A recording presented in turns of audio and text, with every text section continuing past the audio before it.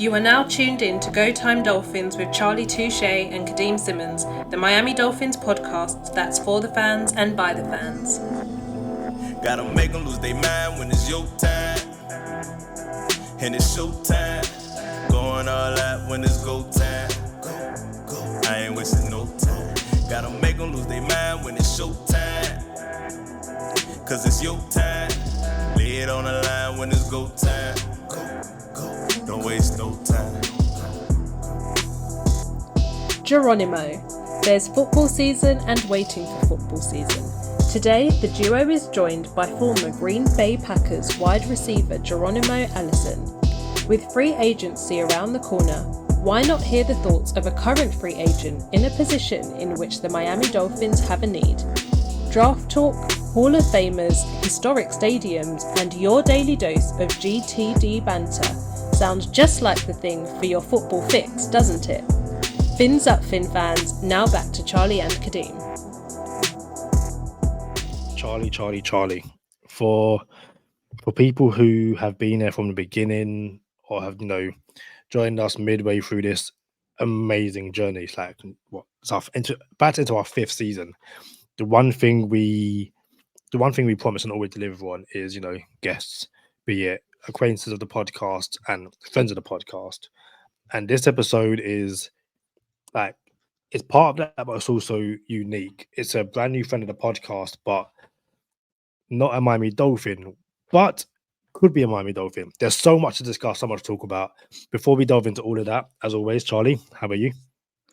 It's Go Time Dolphins, the Miami Dolphins podcast that goes not only across the pond, but across the world. I'm your boy, Charlie Touche. I got my co-host, Kadeem Simmons, with me. It's always for the fans and by the fans. Your favorite podcast. And like Kadeem said, we got our first friend of the podcast that's not a Miami Dolphin. I love it. You know what I'm saying? It's this dude, bro. I remember having fantasy football and stashing him on my roster. You feel me? Let me just keep him there because I believe in dude. I believe in the team that he's on, and you just want to have as many weapons from this team. You know what I'm saying? But we're not gonna hold nobody up no much longer than what we already have. And we got a lot of behind the scenes content for y'all that just know that this thing almost didn't happen and it was my fault. But we'll get into that some other time. Listen, ladies and gentlemen, boys and girls, children of all ages, Geronimo Allison. What up, bro? What's up, guys? Hey, listen, man, we've been trying to get these drops to get the applause drops, and we just never got them. It's like, yo, we supposed to bring you in with a but we ain't got that. No. Hey, there we go. And look, we got the applause clap. Let's do it again. We got the Jeopardy music. You feel me? So that's the only two things we really got going on this podcast right now. But another thing we got on this podcast is Geronimo Allison. Probably got the dopest at on IG right now. What's your at on IG, Geronimo? Geronimo, straight at Geronimo with 5 O's. So it's not just Geronimo, it's like Geronimo. You feel me? Exactly. So I like gotta it, have bro. that echo to it. I like it, bro. So sneaky tall, 6'3". That's what we're doing, 6'3". Bro, Yep. you got a lot of pictures in your background, man. Just as a football fan, I just appreciate just the legendary green and gold, the Lambeau Field. I know you got some stories, not just trying to pull a story out of you, but when you found out you were gonna go play for the Green Bay Packers, bro, what was the first thought on your mind? Well, the first thought that was on my mind, honestly, I was undrafted right out the gate. So I had 3 teams, I had 3 organizations on my line to bring me in for a rookie mini camp. It was Atlanta, it was the Seahawks, and it was Green Bay. And I remember like it was yesterday, honestly. I had a draft party at Leroy Selman's in Tampa. I had a lot of family and friends there. My agent at the time, we was suggesting that I was probably gonna go somewhere around mid to late round, and I ended up falling all the way to undrafted. And to see just the family and friends there, just kind of every call that was coming in, I was talking to different teams, and they're telling me they're trying to get me, they're trying to do this, and it came down to going undrafted, and then the decision was on me to be able to decide where I wanted to go. So after weighing those options, Atlanta, Seattle, Green Bay, it was a no-brainer for me because of the history of Green Bay, the leader, the quarterback, Aaron Rodgers in that position, and then just in 2010 they had just went to the Super Bowl and won. So that was always my goal, is to get to the ship, you know. So when I made that decision, it was to go win. It was go be around a winning organization, to go play with a Hall of Famer, and to go have fun doing what I love to do. Bro, that's crazy. Listen, we only got a few minutes on this podcast.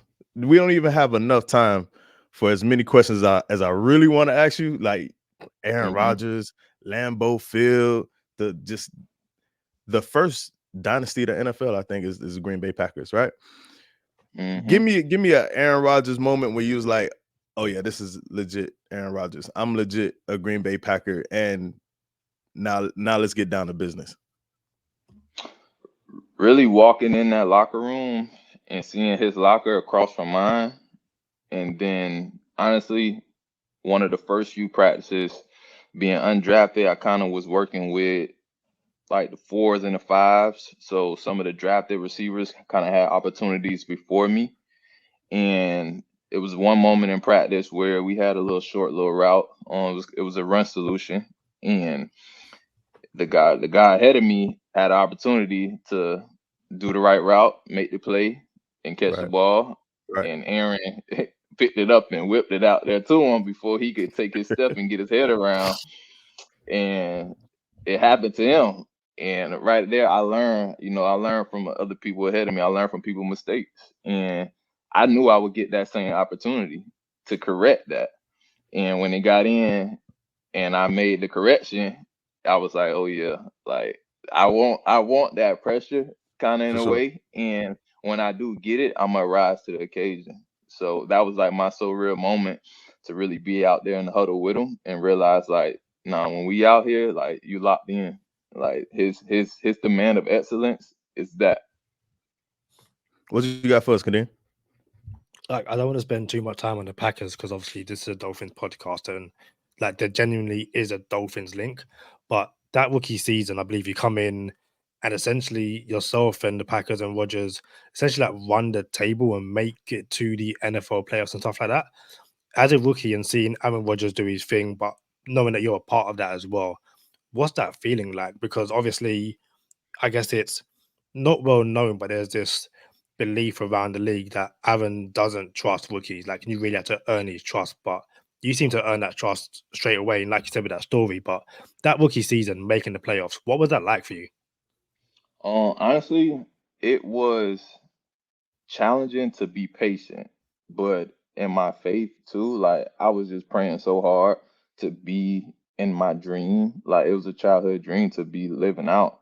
So I got put on the practice squad for 8 weeks. And when I was on the practice squad, I was working like day in and day out. I was putting in the extra work. I was putting in the work on the field, in the study room, around the leaders of the organization at the time.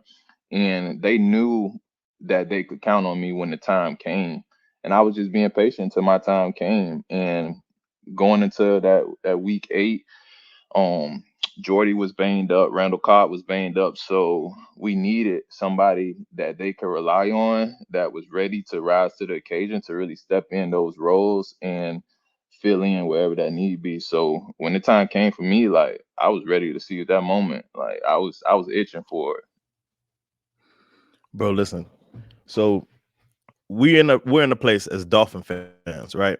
Where you say you're from Tampa, right? You're from Florida, South Florida. Yeah. So, hold on, let me clear it up. I don't know. We consider Tampa South Florida, although it's south of Florida. Like it's in South Florida. I don't know if that's considered South Florida. It's more. You know what I'm central.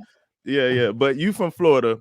And you just got this Sunshine State vibe where it's like, listen, we're gonna rock with our own, basically. Like even being a Hurricanes fan, Miami Hurricanes fan, and we don't want to let our talent get out the state and stuff like that. And then it's like you just find gems like yourself, undrafted, had a draft party. Like, dang, bro, ain't no telling.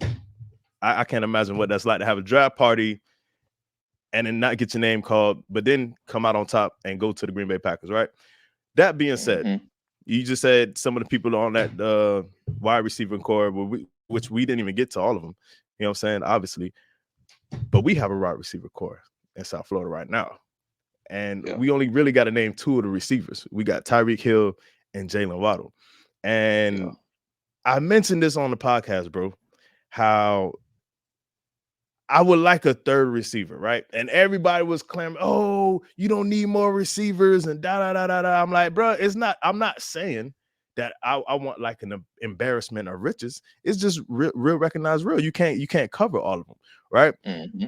Being 6'3", the size maybe sounds like you could play outside, but being, having a slim frame, being 6'3" and everything, I ain't gonna lie, we kind of need like a third receiver, bro. I'm just saying, like, how you feel like that slot role working for you right now? Honestly, after my transition inside of my role inside of Green Bay, I've spent majority of my time in the slot. But with my versatility, I'm able to go inside and outside. So that's always been unique for me. I've always been like that utility aspect of a player to be able to have success outside and have success inside. My style of game is South Florida. So I play shifty to be 6'3", 200 pounds. Like, I move like a slot guy, even when I'm inside the lines and when I'm outside the numbers. Like, so I have that ability to be wherever you need me. Just let me know my role, let me know my responsibility, and I'm gonna get the job done. Sneaky tall. Go ahead, Kadeem. Listen, I'm 5'10", you're what, 5'9" and 3/4? I need all my 3/4, Kadeem. Like all the 3/4, 5'9" and 3/4. Like, yo, all the 3/4. And like, so shout out to Fin Fanatic and Gaston Rubio. February 20th, he writes an article saying 4 big target wide receivers the Dolphins should consider in free agency, and your name pops up there.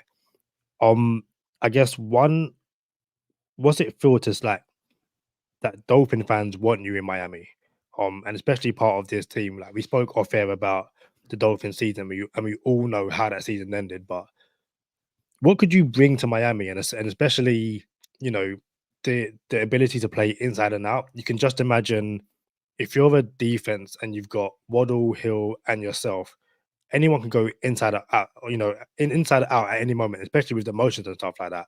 What could you bring to Miami, this year and beyond?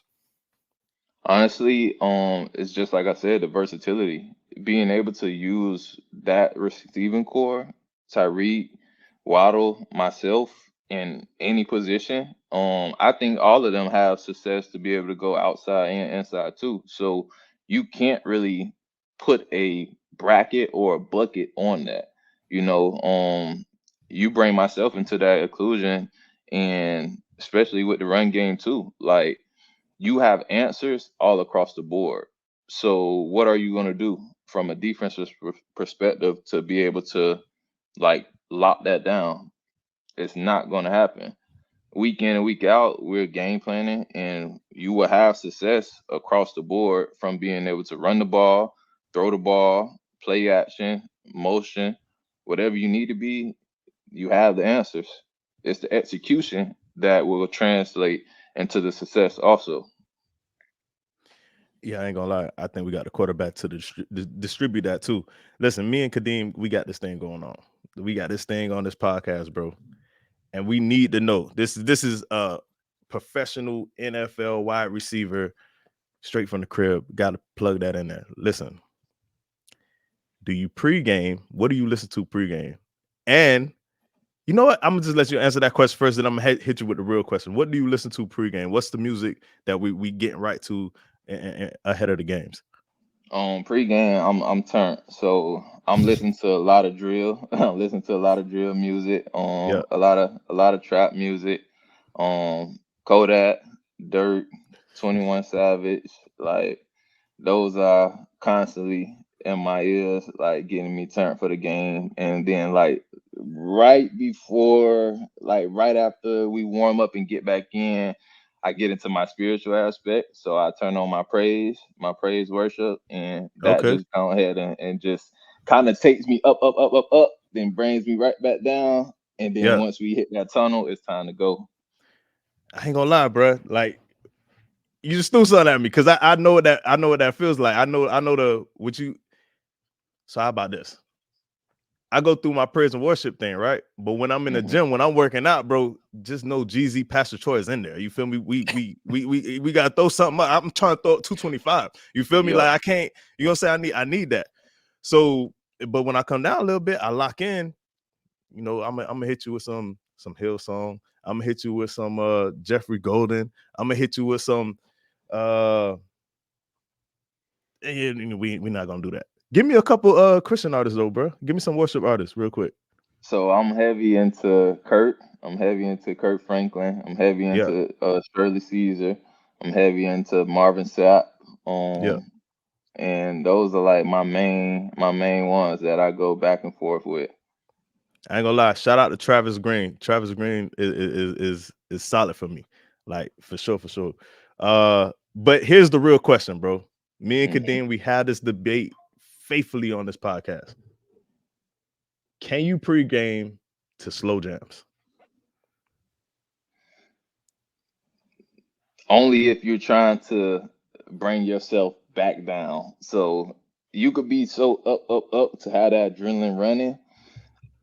You can't just charge up to slow jams. So I don't see that. I that's never been on my playlist to Bro, just it's okay, charge bro. up, It's to okay. just It's charge up it, to No, slow no, jams. the no. answer, But bro. Listen, that the adrenaline answer. being able to go up and then bring it back down, like you can't just go out there and just be totally turned because you're gonna exert yourself quick.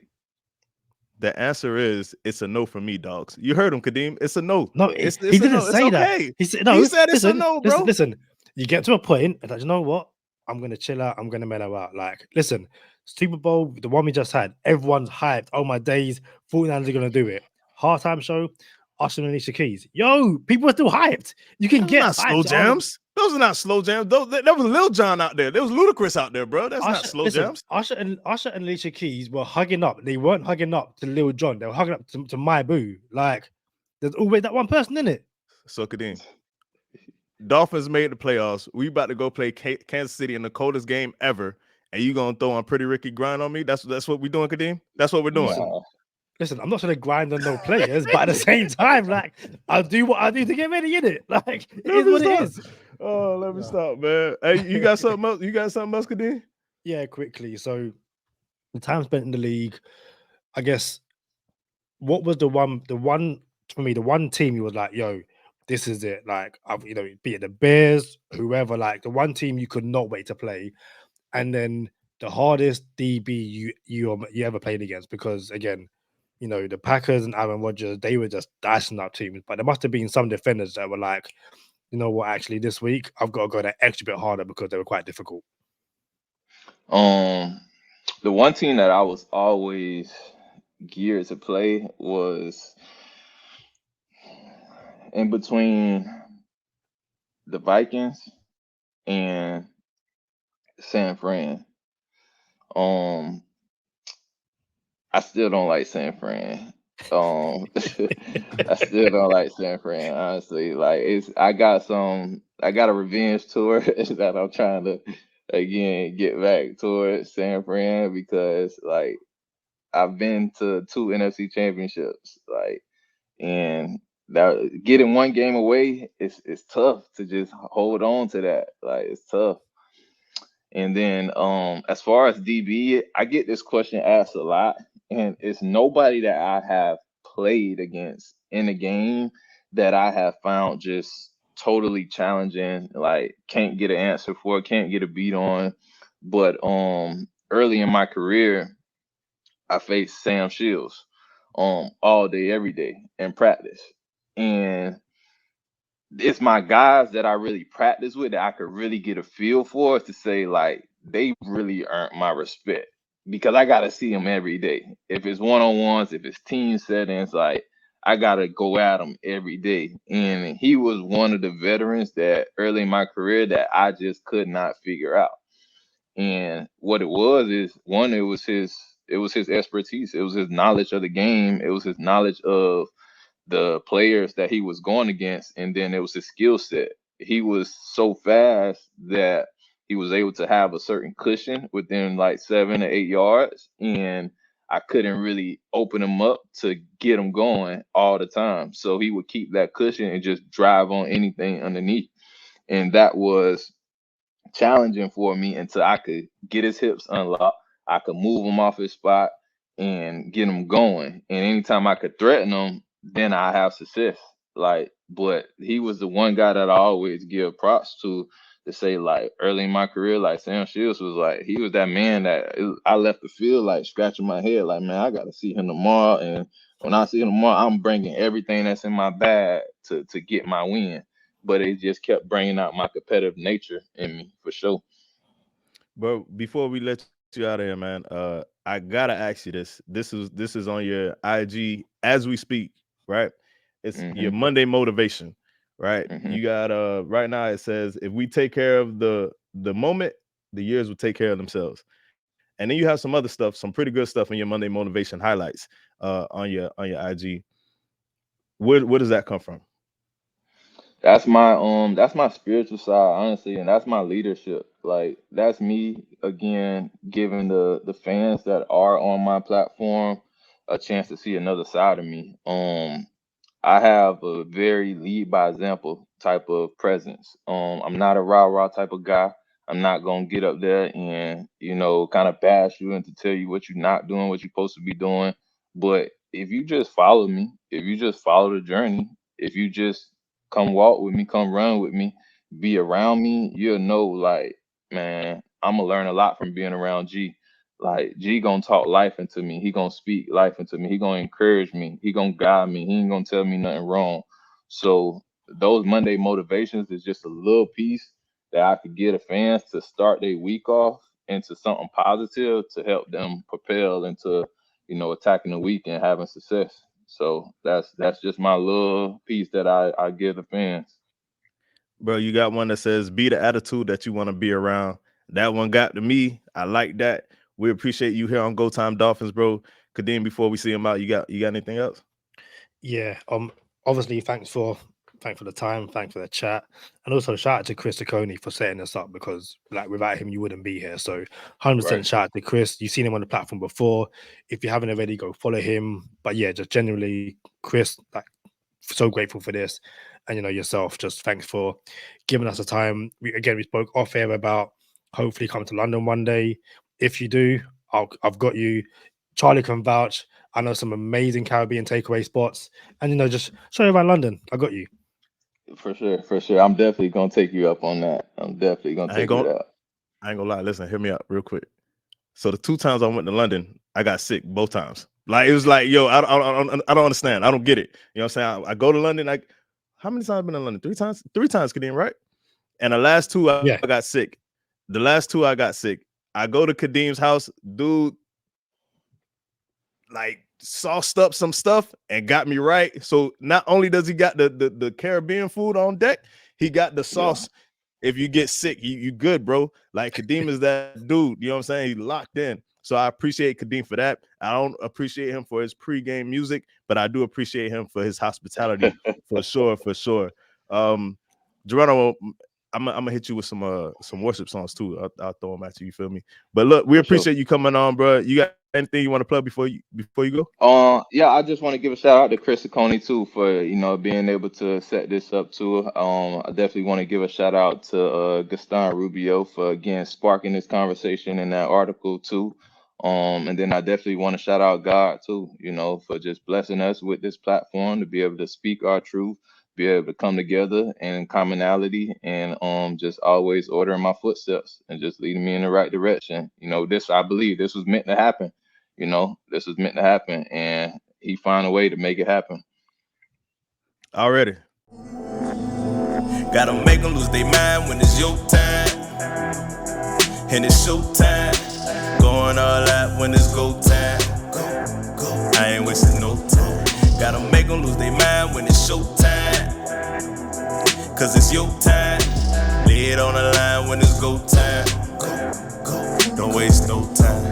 Gotta make them lose their mind when it's your time. And it's show time. Going all out when it's go time. I ain't wasting no time. It doesn't get old. Like, it's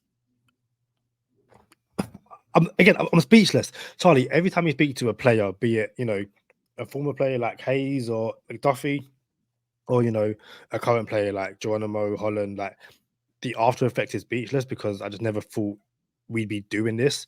But no, again, shout out to him. Amazing dude, so humble. And like I said on the show and chatting to him, his name kind of came out of nowhere in that article. But if you watch his tape and you speak to him, you can kind of see why he would be a good fit for this current Miami Dolphins team. Bro, there's somebody out there who's heard Geronimo Allison was on GTD or read it on when you clicked on the link today and it's like, Geronimo Allison, you know what I'm saying? Bro, there's a legit conversation where the Dolphins need a third receiver. And no matter who you side with, whether it's Braxton Berrios, Cedric Wilson Jr., Eric Ezukama, insert third receiver here. I love Craycraft 400. Whoever the third receiver is for the Dolphins, and if I'm being honest with you, I would probably want to entertain the conversation around Trent Sherfield again, having him come back if that conversation can be had. If not, how is Geronimo Allison not in that conversation? Like, you could, this is not a stretch, bro. This is not a reach. This is legit. I could see Geronimo Allison getting those targets. If we're being real, Durham Smythe was the third leading receiver on the Miami Dolphins, bro. Durham Smythe, the tight end. You see what I'm saying? The tight end that didn't get any targets is the third leading receiver on the Miami Dolphins this season. You telling me Geronimo Allison can't take them targets, bro? Like, it is debatable for sure. Yeah, and not to mention, like you said, he's 6'3". Like, I couldn't tell you the tallest wide receiver the Dolphins are. Like, we've discussed it previously. Cap space isn't on the Dolphins. The cap space isn't the Dolphins' friend right now. Like, they need to find a way to get under the cap and fill out this roster. And it's not like he's traveling from Green Bay or anything. He's local. So again, I'm sure, yeah, like you said, someone's having a conversation like, yo, let's see. Because as he found out in his rookie year, all it takes is a chance. And he will bet on himself to make himself a target and a dependable option for the Dolphins if given that chance.